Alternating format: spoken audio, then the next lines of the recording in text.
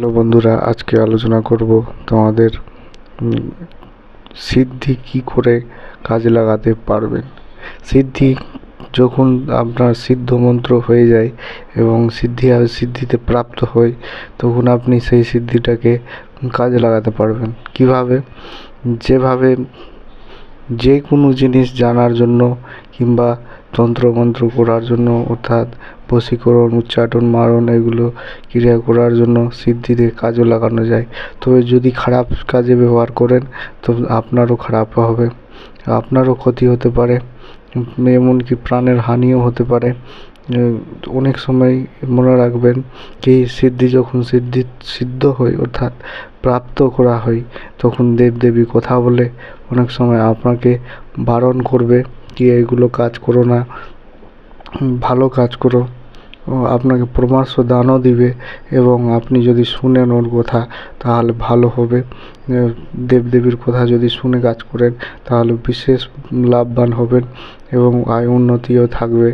এবং যদি কারো কথা শুনেন না, অর্থাৎ দেবদেবীর কথা না শুনে আপনি নিজের মতে এগুলো করেন, তাহলে বিশেষ ক্ষতিও হতে পারে এবং উচ্চারণ মারণ ক্রিয়া যদি ফেরত আসে তো আপনার বিশেষ ক্ষতি হতে পারে, আপনার উপরেই সেই ক্রিয়াটা হয়ে যেতে পারে উল্টোভাবে।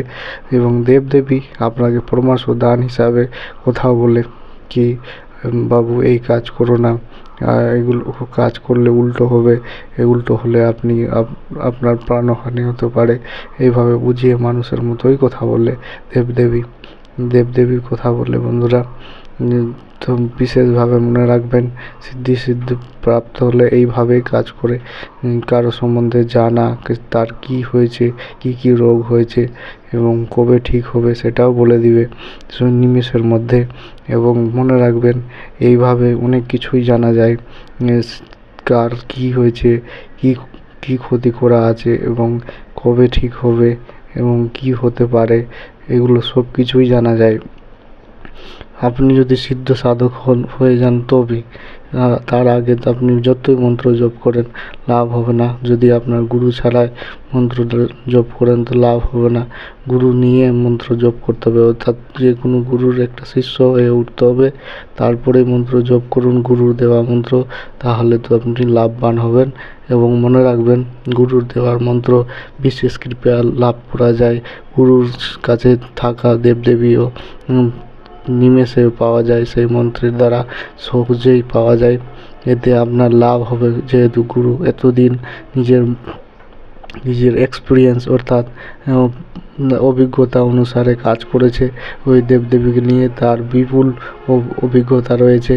আর সে নিয়মও জানে, কোন দেবদেবীর নিয়ম কি সে জানে। আর আপনি জানেন কি, যে বিদ্যমান ব্যক্তি অর্থাৎ যারা ঋষিমুনি টাইপের সাধক, আসলে ঋষিমুনি টাইপেরই হয় এবং ওদের অনেক বিভিন্ন রকম সিদ্ধ করা থাকে, যার মধ্যে ওরা কাজ করে লোকের ক্ষতি করা থাকলে কাটান দেয় এবং যদি তার শরীরে ভূত প্রেত ধরা থাকে তো ঝাড়া দেয়। আর তারপরে আবার বিভিন্ন রকম কাজ করা যায়।